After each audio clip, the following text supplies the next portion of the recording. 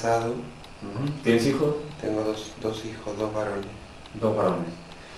¿Trabajas? Sí, y además en un sitio que me requiere pues enfrentarme a un público. Ajá. Miguel, ¿por qué viniste aquí? ¿Qué fue lo que te trajo a...? Pues principalmente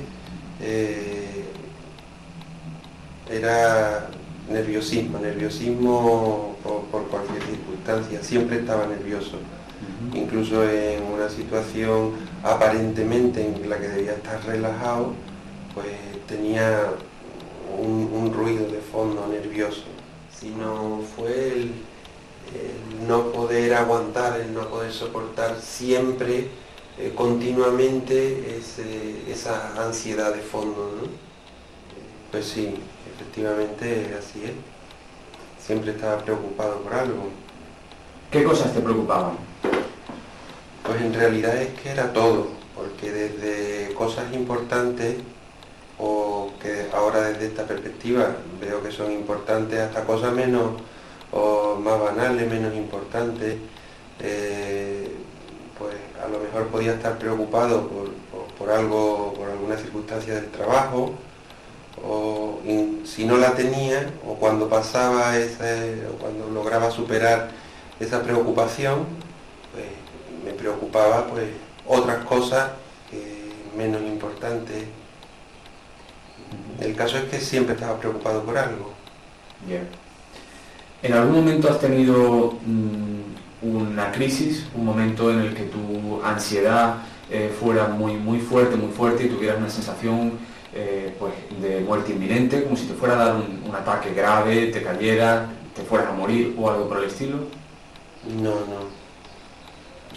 No, ahora mismo solo recuerdo pues hacia el 91-92 que sí tenía la sensación por la noche de que me iba a dar un infarto. Ajá. Estaba un poco obsesionado con eso. Muy bien, pero dirías que esa preocupación por darte un infarto era porque tenías, digamos, un montón de síntomas muy físicos en un espacio de tiempo muy breve. No, No. que va en absoluto. Es decir, era una preocupación, digamos, más una idea de Sí. que podías morirte, ¿no? Más que el hecho de que tenías muchos síntomas que te dijeran esto es un ataque y esto es un ataque al corazón. No es eso. No. Ajá. Pues sí, es una reacción vacunal de la polio. ¿Has tomado o tomas alguna sustancia, algún medicamento, alguna droga? Actualmente no, pero sí las he tomado ansiolíticos pues hace escasamente 4 o 5 meses. Y Miguel, ¿cuándo empezaste a tomar esos ansiolíticos? ¿Te recuerdas? Bueno, pues fue a raíz de lo que de lo que te he comentado antes, de que me parecía que me iba a dar un infarto y tal. Pues fui al cardiólogo, me hizo un electro, me dijo que estaba todo bien, que tomara Lesatin 1,5. Bueno, lo tomé poco tiempo y dejé de tomarlo. Y después cuando empecé de nuevo a sentirme preocupado, intranquilo, nervioso, pues entonces ya empecé a tomarlo con regularidad. Vamos a ver, la preocupación por el infarto, eso fue hace pues, prácticamente cuando terminé la carrera, un poquito más. Podría ser en el 88 aproximadamente. Y después cuando empecé de nuevo a tomar el ansiolítico, fue en un momento en que estaba más preocupado porque no veía mucha salida en mi trabajo. Y eso sería aproximadamente en el 91-92. Pues efectivamente se repiten pensamientos principalmente de preocupación. Y bueno, pues, por ejemplo, preocupación en el trabajo, pues sobre todo preocupación por hacerlo bien porque no vayan a decir que mal hace esto, vaya petardo, me aburre.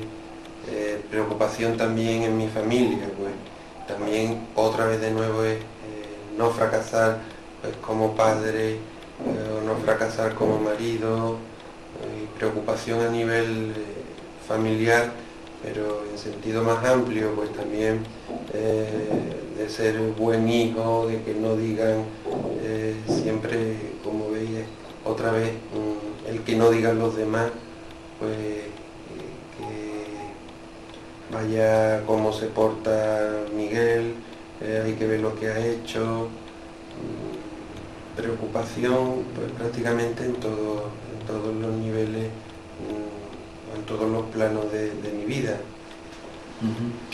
Miguel, ¿tú dirías por lo tanto que te cuesta controlar esa preocupación? ¿Es difícil controlarla? ¿La puedes parar? No, y de hecho pues también es una de las causas por las que he venido, ¿no? Porque como dije al principio, aunque en un momento dado una preocupación que me puede una preocupación que me puede obsesionar varios días, llega un momento en que puede solucionarse, pero siempre detrás hay otra esperando, y otra esperando, y otra esperando. De manera que cuando una se soluciona, pues en la cabeza siempre está otra para preocuparme, otra idea para preocuparme. ¿Dirías que era característico en ti la inquietud o la impaciencia? Sí, ese sí es característico en mí. Y aún hoy, pues todavía la impaciencia me surge con facilidad. Quiero que todo se solucione rápidamente. ¿Eras persona o eres persona que te cansas con facilidad, que te fatigas con facilidad? Pues quizás sí tengo esa sensación, quizás sí la tengo, porque la verdad es que creo que hago muchas cosas, pero después veo también otras personas que hacen a lo mejor la misma o hacen más, y quizás no veo que se fatiguen tanto. ¿Dirías que te costaba o te cuesta concentrarte o poner tu mente en blanco? Pues también me cuesta. En mi trabajo tengo que preparar exposiciones y muchas veces me cuesta concentrarme en preparar eso porque estoy preocupado con otras cosas. ¿Y desconectar, tener tu mente en blanco? También porque los fines de semana pues, tampoco soy capaz de liberarme de esa preocupación. En vacaciones no soy capaz de liberarme de la preocupación. Eso es lo que al principio decía, de que en situaciones que aparentemente debería estar tranquilo, pues tampoco lo estoy. ¿Tú dirías que eres persona con un estado de ánimo fácilmente irritable, que te irritas con facilidad? Eso creo que no. Una contractura, sino que te notas que estás tenso a nivel muscular, notas pues cierta tensión en la espalda o en las manos, o con los puños cerrados o las piernas. Sí, eso quizás. ¿En algún momento has tenido o es frecuente que tuvieras problemas de sueño a la hora de conciliar el sueño, por ejemplo, o despertarte durante la noche? No, problemas de sueño en general no he tenido. Alguna que otra noche, pues me imagino también que como todo el mundo, pues estás que no te puedes dormir, te quedas hasta las 5 de la mañana en blanco, pero no es una cosa frecuente en mí. ¿Y la sensación de que el sueño no ha sido reparador cuando te has levantado por la mañana? Esa sensación sí la tengo. Algunas veces sí me levanto y efectivamente me levanto cansado ya. Entonces tuve un periodo que lo estuve tomando hasta que se me olvidó un poco esa, digamos, obsesión, ¿no? por el infarto, y dejé de tomarlo. Y fue entonces a raíz de un momento que ya también he comentado, problemas en el trabajo y la pérdida de un hijo en el parto, pues cuando empecé a tomarle Satín en periodos, no recuerdo ahora si a lo mejor era un periodo de un año, después había 2 o 3 meses que lo dejaba, volvía a tomarlo y sobre todo la toma la realizaba antes de tenerme que enfrentar a un público o a veces incluso antes de alguna reunión familiar. Entonces sí, lo necesitaba porque me notaba muy nervioso. No seguía ninguna pauta terapéutica y bueno, lo tomaba así un poco esporádicamente y a sabiendas de que, bueno, si me tomaba 1 o 2 al día, y además días a lo mejor alternos, pues no era una dosis terapéutica, pero sin embargo a mí pues me servía y bueno, yo sabía un poco que era como una sugestión, pero incluso a veces si no tenía Lesatín pues tomaba valeriana y bueno, pues parecía que también pues algo me relajaba, ¿no? 4 o 5 meses pues que tuve un periodo bastante estable de ánimo, pues prácticamente sin darme cuenta dejé de tomarlo y un día efectivamente me di cuenta que no lo tenía en casa, que no había ido por él y que llevaba pues un tiempo sin tomarlo y dejé entonces de tomar el ansiolítico sin notar ninguna somatización, ningún síndrome de abstinencia, Miguel, ¿tú dirías que tenías miedo, ansiedad, dificultades cuando estabas en sitios de los que es difícil salir, de los que es difícil escapar? Por ejemplo, un gran almacén, un autobús, un sitio donde hay mucha gente con una cola o algo por el estilo. No, tampoco. A lo mejor en ocasiones pues no me gusta estar donde hay demasiada gente, o incluso a lo mejor en reuniones familiares, pero no es por el hecho de ser de estar encerrado con gente. Ajá. Bien. ¿Hay alguna situación en concreto que te produzca temor? Por ejemplo, los ascensores, por ejemplo, heridas, ver la sangre, por ejemplo, sitios donde haya una altura considerable, situaciones de ese tipo. No. ¿Te produce temor estar delante de un público, delante de gente? Eso sí me produce mucho temor. Y lo que me da miedo principalmente pues, es equivocarme, es la valoración que ese público puede hacer de mí, o ya no solo por lo que digo, sino también un poco pues, por mi defecto físico, pues me da un poco de, no sé si explicar muy bien, y preocupación sí, en realidad si se pueden a lo mejor un poco reír, ¿no? de determinadas posturas o determinadas formas de andar, etc. Además de cometer fallos, es con el hecho de que te miren, de que te observen. Pues sí, la verdad es que sí, eso ya no solo se extiende al público, sino incluso a mí, que recuerdo pues, cuando me iba a casar y estábamos poniendo la casa y eso, pues cuando se hablaba de espejos completos, pues no quería que se pusieran espejos completos en mi casa. ¿Tú puedes reconocer o piensas que ese temor ante la gente, eso como lo hemos descrito antes, es excesivo? ¿Crees que es exagerado a veces o no? ¿O es una cosa, digamos, que se ajusta a la realidad? No, yo creo que es excesivo. Yo creo que es excesivo. Y de hecho, pues, puede ser también una de las causas por las que he venido, ¿no? Eso es una preocupación excesiva por todo, y este es uno de los puntos en los que creo que es excesivo.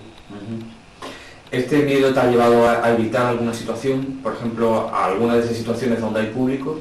Sí, claro que sí, en muchas ocasiones, porque casi siempre huyo un poco de las reuniones sociales y bueno, no es solo por la conversación, ¿no? Que no me considero un excelente conversador, pues no solo por la conversación, sino a lo mejor pues por situaciones, por ejemplo, cuando es una comida así un poco de pie, en plan buffet, pues, hombre, tengo en una mano el bastón, en otra una bebida, te pasan los canapés, no puedes coger, te ves un poco fuera de la situación, ¿no? Y también, pues en esa situación me da miedo, pues como siempre es un poco, lo identifico con el fracaso, con el ridículo, pues resbalar, caer, pues que si estoy solo apoyado en un bastón estoy un poco desequilibrado y que pase alguien y me dé y me vaya a caer, pues todo eso me preocupa y todo eso me ha hecho un poco no asistir a esas reuniones. Eso es lo que ha hecho ha sido que me preocupe más, o sea, que le tenga más miedo a hablar en público, pero bueno, no he tenido más remedio que afrontar esas situaciones. Soportarla, exactamente. Bien. Yo creo que sí, sobre todo las relaciones sociales a nivel de trabajo, porque bueno, en las familiares pues, ya quizás no tienes tanto miedo a hablar en público, aunque también en determinados momentos pues te puede afectar un poquito y no decir a lo mejor alguna cosa por miedo a que piensen de ti o a que digan de ti, pero sobre todo en el trabajo, es donde más he evitado esas reuniones. ¿Cuánto tiempo llevas con estos temores en relación con situaciones donde hay gente, situaciones sociales en general? ¿Cuánto tiempo llevas evitando y con estos temores? Pues la verdad es que prácticamente hace 12 años en que empecé a tener que hablar en público, pues es cuando más los he notado, pero sí recuerdo que con anterioridad sí quizás también he evitado el tener que hablar en público. Pues en cualquier clase, cuando pedían algún voluntario, algún compañero para hablar en público, pues yo nunca he salido voluntario. ¿En algún momento de que empezaste a tener este problema, te has notado con un estado de ánimo bajo, con un estado de ánimo triste, como decaído? Sí. Sí, muchas veces. Además que es una cosa periódica, a lo mejor estoy unos cuantos días con un estado de ánimo muy bajo y después hay un pico en el que de nuevo pues paso otros días muy bien y que parece que me voy a comer el mundo, pero después otra vez hay un valle en el que el estado de ánimo es malo, es bajo.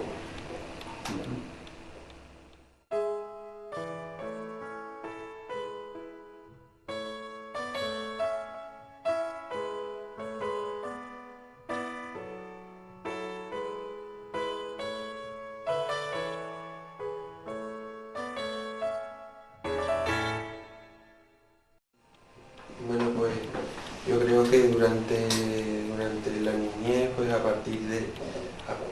pesar de mi defecto físico, pues creo que fui un niño normal, que en el colegio jugaba al fútbol, que mis relaciones con los compañeros era normal y una vida normal. Y durante la carrera en la universidad, pues también normal.